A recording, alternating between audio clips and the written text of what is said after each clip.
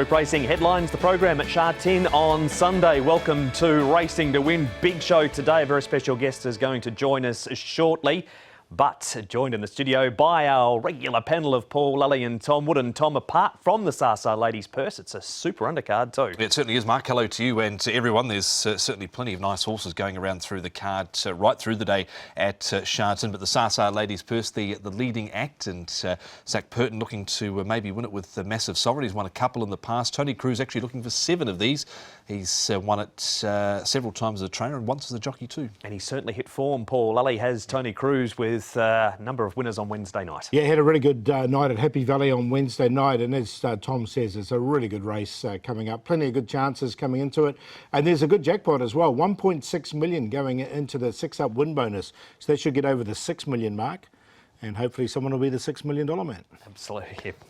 See what you did there. But before we move on to that race and Sasa Ladies Purse, the Derby winner returns for it. The man in the saddle is having an absolutely fantastic start to the season. Nick Child had an in-depth chat with Hong Kong's champion jockey, Zac Purton. It's Ka Ying rising, 135 pounds, 20 more than he carried to win the Group 3 first up, and jogs it. It's Wunderbar in front of Bottom Up Together, who's gallant in defeat, but the favourite is Too Good Wunderbar. Zac Purton, many thanks for chatting to us and taking the time. Always great to catch up, of course. The season now 2 months in, and things are going pretty well for you so far. You're up to the 32 winner mark, and you must be pleased with the way things are going.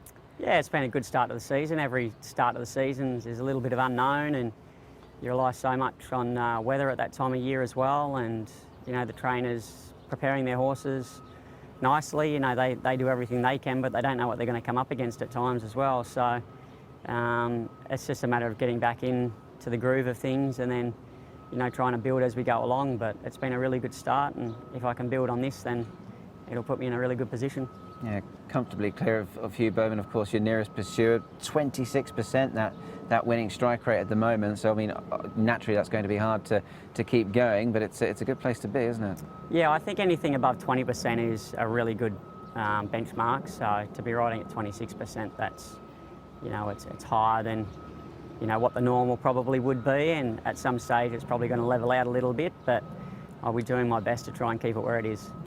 Like, I mean, for those perhaps from the outside looking in on what a jockey does and a jockey's life, etc. I mean, has there been more of a sort of a sign of intent this season? I mean, you've done 120 on a good few occasions now, and there's been winners amongst them.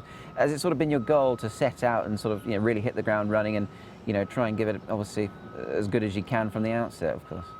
Well, riding 120 is something that I try and do as early as I can in the season anyway, so that's nothing new. But the season before, I'd struggled really badly with my hip towards the back end of that season, and I had to miss quite a few mornings at track work, and it was more about survival than recovery at that stage. So when I got to the off season, I just had to completely give myself and my body a rest, and I didn't start training myself back up until I got back into Hong Kong and really into the groove of things, and that sort of left my fitness and training later than what it normally would be.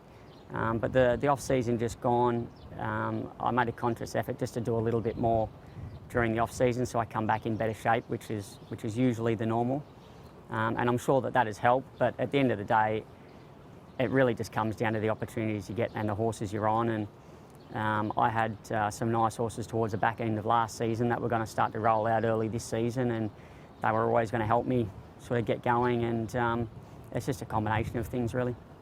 On those good horses, of course, this weekend we've got, you know, a really good feature race in the shape of the Sasa Ladies Purse. Now you're riding Massive Sovereign. Now I know this is a horse that you've always had a whole stack of time for, obviously because he is your second Derby winner here in Hong Kong, but you must be looking forward to getting back on him. I am, and he's going really well. His track work has been really pleasing. His barrier trials have been great. He's in a really good frame of mind. And I'm just looking forward to getting him back to the races. Obviously, what he did to win the Derby was phenomenal, hadn't been done before. So he created history there himself. And then unfortunately, he struck the wet track in the QE2 after that, and he's not at home on softer ground. And then he went to the 2400, and after hitting the soft ground. He might have been a little bit tired after that performance and stepping up in distance. It just didn't quite work out. So he's had the chance to reset. He's ready to go to the races, but he's got the next couple of months to show us how good he really is. So this is a good starting point. He's got a big match next time he steps out in November, and then in December's going to be where we really find out where he's at. I know, just going back to the Derby, Zac, I wanted to sort of pose the question. Now, obviously, jockeys have to spread themselves a bit thin to obviously get around all the trainers, but I sense you got a real kick out of riding that winner for Dennis Shipp. I remember speaking to you that day, and I just sensed that there was something really special about that one. Massive Sovereign, he's 2 lengths away. Car Ying Generation, Massive Sovereign, Galaxy Patch, Sovereign, Massive Sovereign, he wins it. Massive Sovereign for Zac Purton, and Dennis Shipp win the Derby. Also a special performance, and I sort of hadn't really had a Derby horse going into it, and I was leaving it really late, and I was putting my eggs in one basket, which is never a good thing to do. But I'd been on him in work, I'd been on him in trials, and it gave me the feeling of a horse that might be a little bit better than most, and I was happy to go with him, but we were lucky to win the start before, and then obviously things fell into place in the Derby. But I've also had an association with Dennis for a number of years. He was been a really good supporter of mine for a long period of time, and I did a lot of riding for him the year he won the championship, and it gave me a great deal of satisfaction seeing him win that, and the atmosphere that he created on that night. And he's a good winner. He's a good man to be around when things are going well, and he's always been very straight up and honest with me, and that's all I can ask. You know, as long as they sort of tell me how it is and what's going on and sort of point me in the right direction, then that's all they can do. I must ask you about a certain record, and one that belongs at this stage to Douglas Whyte, who obviously is now training, who you've ridden winners for, ridden against, of course. You're gradually edging into that number now required, which is 1813, 1,813 winners there for Douglas. How sort of, when did that really become sort of maybe a forefront of your mind, or is it not, perhaps? Is it just something that you're going to let sort of run its course? It's something that I was never really focused on. I was just focused on, you know, the here, now, the present, and just trying to ride as many winners as I can week in, week out. And to be honest, I didn't think I was going to be here this long, so it was not a goal that I was setting out to try and accomplish. But as time has gone on, and you know, when we signed the contract to go on a little bit further, then you know, it does become a possibility, and it's going to happen at some stage. It's not something that I'm worried about, because it's not like I'm trying to ride the most amount of winners in a season where you've got a deadline and you've got to get to it before time runs out. There's an infinite amount of time, so I don't feel any pressure involved with it, and I'm not actively thinking about it. I just know that it's going to happen, and when it does, it'll feel good. But I'll be looking to ride the next winner after that race as well. You mentioned, obviously, you know, time on your side. I mean, I must ask the question. I mean, I listened to a recent interview, and the interviewer sort of asked you, in 5 to 10 years, where do you see yourself? And you very sort of casually sort of laughed it back to them. How long does Zac Purton go on for? I mean, obviously, nothing goes on forever. Is there any sort of, you know, road plan in your mind going forward as far as sort of the career is concerned? Well, as a sportsman, we have a shelf life. I'm not immune to that. I understand that. I know we can't go on forever.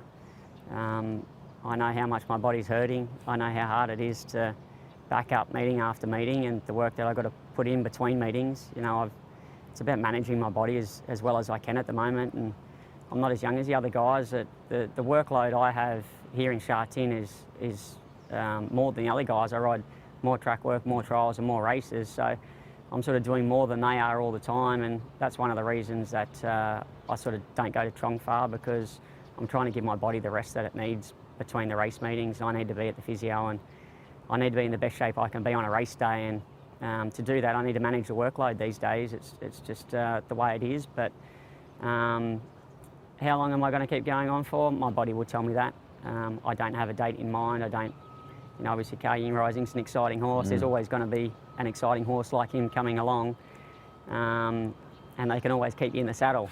But it's a difficult question to answer, other than to say that my body will tell me when it's had enough.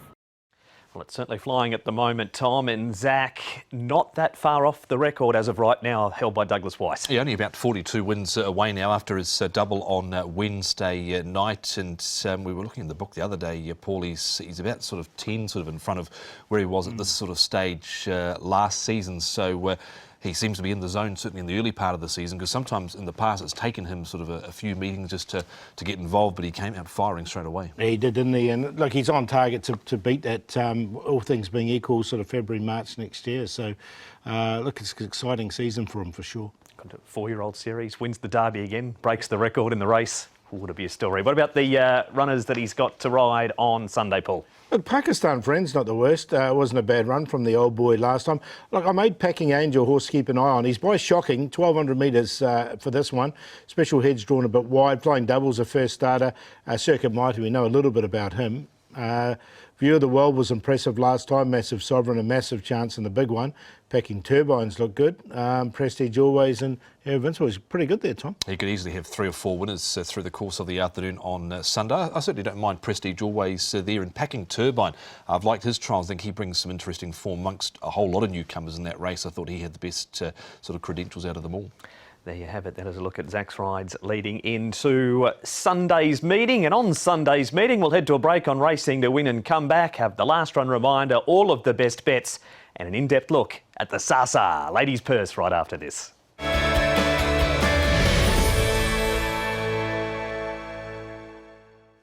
Welcome back to Racing to Win. The Part 2 focus is the race meeting on Sunday. We heard from Zac before the break, and now we're going to hear from Paul because it is time for your last run reminder. Yeah, look, this was a really good run on debut from this horse here called Mark Win. Now, they went quite slow. Zac stacked them up in front here. You can see him on the inside there. Aero Invincible was the horse who's out in front. He still can't get out Mark Win at this stage. Then he goes, looks back to the inside, manages to get to some clear running there, and he really storms home this last 100 metres. Aero Invincible was sort of all out, but he was entitled to those slow sectionals, and you can see just coming through in the dying stages with Mark Win. Bit of a clear running. I'm sure he would have won on debut. He's trialled what behind my wish since has Mark Win, and Aero Invincible runs in the last race on the program. But the last run reminder, race 5, number 4, Mark Win for Paul. Meeting details for Sha Tin. We do have a regular start time being a 10-race program. No simulcast racing this week. The rail on the C+3 for the 10 turf races. 1 o'clock the start, Sasa Ladies Purse Day. The Sasa Ladies Purse is race 7.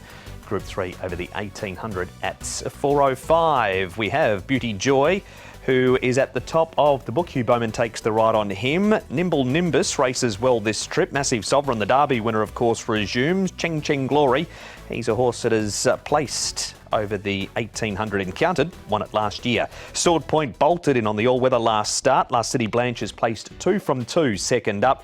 We've got Senor Toba resuming on the back of 2 trials. Flaming Rabbit has the cheek pieces, the shadow roll and the tongue tie off.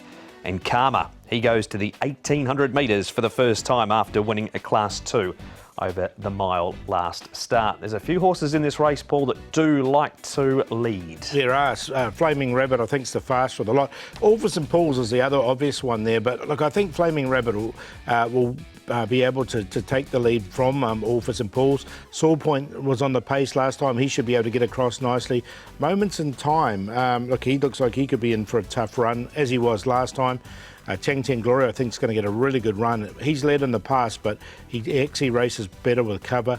Nimble Nimbus and Shude likes to go forward. Last year's winner Encounter, and the rest going to get back. Now, Massive Sovereign, who's going to be one of the favourites, if not the favourite, has drawn the inside. I don't know if that's totally ideal for him. We'll chat more on Massive Sovereign in just a moment, Paul. But firstly, going back to previous winners, a horse you've had some time for, won it last year, Encountered. Interesting preparation going into this year's race. He has a new stable, a 1200 metre start and a trial ahead of Sunday. Yeah, he has. Look, he's sort of lost his way at the back end of last season. A couple of unacceptable performances. He's changed stables. So he did finish towards the back over 1200, so not sure where he's at the moment. Money Catch has won it before. He's a horse who's out of form at the moment as well. And then back to Furore, who actually won the Derby. So and he's won this race. Encountered actually hasn't won a race since this race last year, so he's had a real barren spell. And here are the barrier stats, Tom, over the 22-23 season to present for the 1800. Pretty much shows you can win anywhere here over the 1800 metres with that good long run down the back straight. Are on the C+3 course this weekend. Only 6% of favourites win, however, but better than half, 63% place, but they don't have a great winning record, Paul. Yeah, a lot of lower weighted horses over the years have come into the race and won. I remember NASA winning it at lightweight, beating who the favourite there, who was a hot favourite on that day, coming down the outside. So there's always a good race though, always some good finishes. It's one of your favourite start points, Paul, the 1800 with that big long run down the back, and Massive Sovereign returns after 2 trials. The first of them was at Happy Valley, where he made plenty of ground behind Romantic Warrior. This a 1600 metre trial at Sha Tin. Yeah, nice trial. And look, he did win fresh up when he won last season on his first start here in Hong Kong. This is actually going to be the shortest he's ever run over here in Hong Kong, because he ran over 2,000 metres 3 times and 2,400 in his 4 starts last season. So, look, the trial was good. He's hit the line really nicely. 5G patch, he's had 7 seconds, only 2 wins. And look, he can run on as well. But it was a really nice trial. It's been a long time since he's won 5G patch, but I think Massive Sovereign's firing in his trials. He looked good in the Happy Valley trial behind Romantic Warrior. That trial was just as good. We're about to see a piece of track work where he's been along and flying on the turf at Sha Tin as well. He's only got the 123 pounds on his back. Of course, the weight's a little skewed with Beauty Joy at the top there, but I think he's going to take the world of beating the way he's been going. He did win twice over 1,400 metres before arriving 2, did Massive Sovereign. Cheng Glory, Paul, he's a regular amongst your selections. We'll talk more about Beauty Joy in a moment, because the head-on of this race will come up after the side-on, and Cheng Glory has those signature pink blinkers on. Yeah, and he's had the run. So, look, having this run, he's going to be a little bit fitter than horses like, obviously, Massive Sovereign, who hasn't raced. So that's one thing in his favour. He only has to carry 121 as well. I think he'll get a nice set. We know he's a horse who really tries his heart out all the time. So he's definitely one you'd like to own, that's for sure. Yeah, I think we mentioned last time on the show when he was lining up, if he was going to beat Galaxy Patch last time out, it was last start with the pull and the weights, and I thought he had every chance there. And speaking of horses that had a chance, well, he didn't really have a chance on the inside to here. Beauty Joy sort of got cluttered up, didn't get clear until late, but he's got to give 11 pounds minimum away here, Paul, to the rest of the field. Yeah, no, he does, and that makes it really hard for him as well, I think, with that weight pull. I mean, it's a handicap, and it really does sort of support these horses towards the bottom. And the man they were all chasing in that replay on Galaxy Patch was Vincent Ho, and he hit some form since then, Tom. He certainly has. Here's his record through October: 61 rides, a win percentage of 13.1, 8 winners, 8 seconds, a couple of thirds. He's had, I think, a double and a treble amongst those there as well. So he's really hit the ground running now, Paul, in the lead up to the IJC, where he'll get a start, of course, being the defending champion. Yeah, definitely, and he jumps on Cheng Glory as well. You mentioned, Paul, it's a race for light-weighted horses in the past. Could Karma come into calculations? Well, he does. He fits that profile for sure, and he's got a really good turn of foot, Karma. He's only got 115 pounds that he needs to or has to carry as well. He's drawn wide, but he gets back, and there's plenty of pace in this race. He'll be finishing off fast enough. He'd been a reasonably good field here in the 140th Anniversary Cup, and he travelled into it nice. I don't think they've totally got to the bottom of where he is. I think he's probably still a bit better than his rating of 89, which he currently holds. He goes up in trip from that race, Tom, as we'll see. That was 1,600 metres. He has his first go 1,800. No concern with the step up in trip? No, I don't think so. The sire turned me loose. He's produced horse that can get up over a bit of ground, so I wouldn't be too worried about that. So obviously he's got the handicap conditions here, Paul. He's out of the handicap, which is not ideal, but I think he's still a good chance on what we've seen from him so far. Yeah, I'm going to include him in the numbers for sure, because look, and through the dam side as well, there's plenty of stoutness there.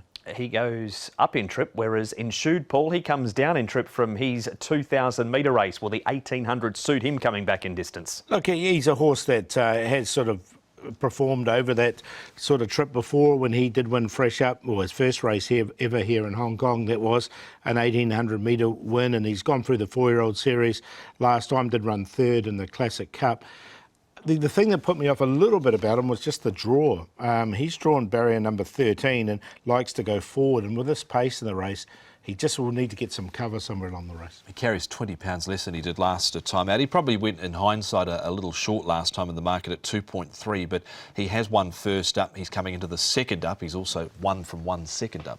Sword Point, Tom, he looked like he was going to really go through the grades when he got to Hong Kong. He did, but his form has been only iffy until the surface switched, and then he came out and blasted them. Yeah, he did 28 days ago. His form, he was fairly lacklustre. In fact, to be honest, he was completely cast last season, the way he was going at Sword Point, but they changed the surface. He was first up onto the all-weather.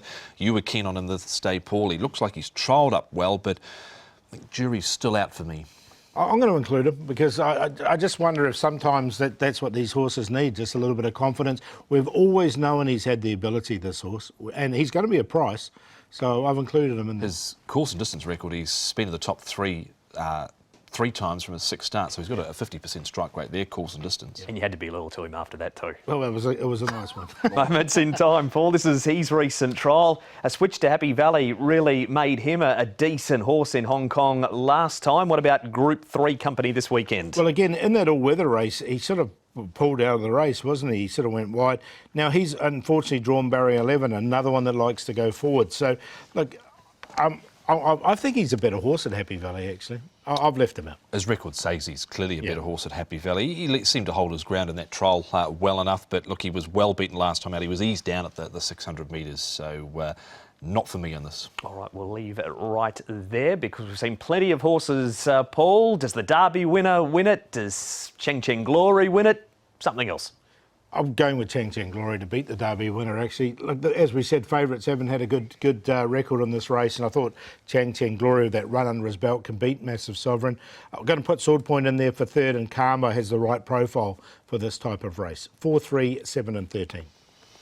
Switcheroo up top. I think the Derby winner can certainly bounce back in the ladies' purse. Massive Sovereign over Cheng Cheng Glory. I'm going to put Beauty Joy in because he's had 2 starts, course and distance for 2 second placings. Does have the big weight to shoulder, and Karma into the top 4 as well. 3, 4, 1 and 13. And that is the Group 3 feature on Sunday at Sha Tin. A reminder, all races are on the website, hkjc.com. Click on audio and video for race-by-race analysis. Best bet time, Paul. Going to go with a horse called Mr. Energia. Now, he drew 11 and 10 in his 2 runs this season. The 11, he actually won on the all-weather. Did win impressively, but he watched this race here. You can see him wide the whole way. He was wide the whole way and still finished off really nicely here. You know, when he was entitled to drop out. So I think he's a horse who's still got rating points in hand. This week he's drawn nicely. Barrier number 4, he's going to get the nice run. And just like the way he finished off, you know, in this race. And look, he's going well. I think he can win. So he's my best, is Mr. Energia. Long shot, we're going to play a first starter called El Sonso. Race 8, number 6, has had, looked really good in his trials. I thought drawn 1, and Mark Newnham's horse is in great form. The play of the day we're going to do in race number 3, California Totality, very unlucky last start. California Banner up and trip, and the Dragon 4 Cs from the front, 1, 2, 5. Best bet is race 4, number 4, Cheerful World. He found trouble here last time out when he appeared to be travelling well. Of course, he was in behind, I think, Happy Park and top scorer here, and there was just no room for Luke Ferrara. So he's looking to angle off heels in a moment, and by the time he does angle off heels, there's Geneva, and he's taken the spot for him, and in the end, the momentum is gone there, but he's still boxed on well. I think he should be tough to beat in race number 4. And the Sables found form since this run as well, Frankie Law. The value run up is race number 1, number 11, Splendid Star in Class 5. Give him strength there for Dougie Whyte and Lyle Hewitson. And at the play, Mark Wynn. Dragon Joy was very good last start, I thought.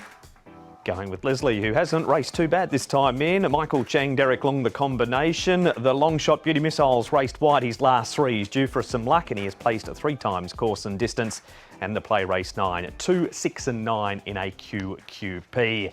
That's about racing to win as we drag up the diary leading into what shows the week ahead, Tom. And got a free brooch on Sunday at Sa Ladies Purse Day if you go, and 9 races at Happy Valley on Wednesday night. Yeah, 3 Class 5s Wednesday night, Paul. What could possibly go wrong? Nothing can go wrong there. And Woodfire Bro going for a treble. He's won his last 2. Michael Chang's horse is flying at the moment. They certainly are. That's been Racing to Win. Thanks to the boys. Thanks to you. We'll see you in your finery at Sa Ladies Purse Day on Sunday for a 1 o'clock start.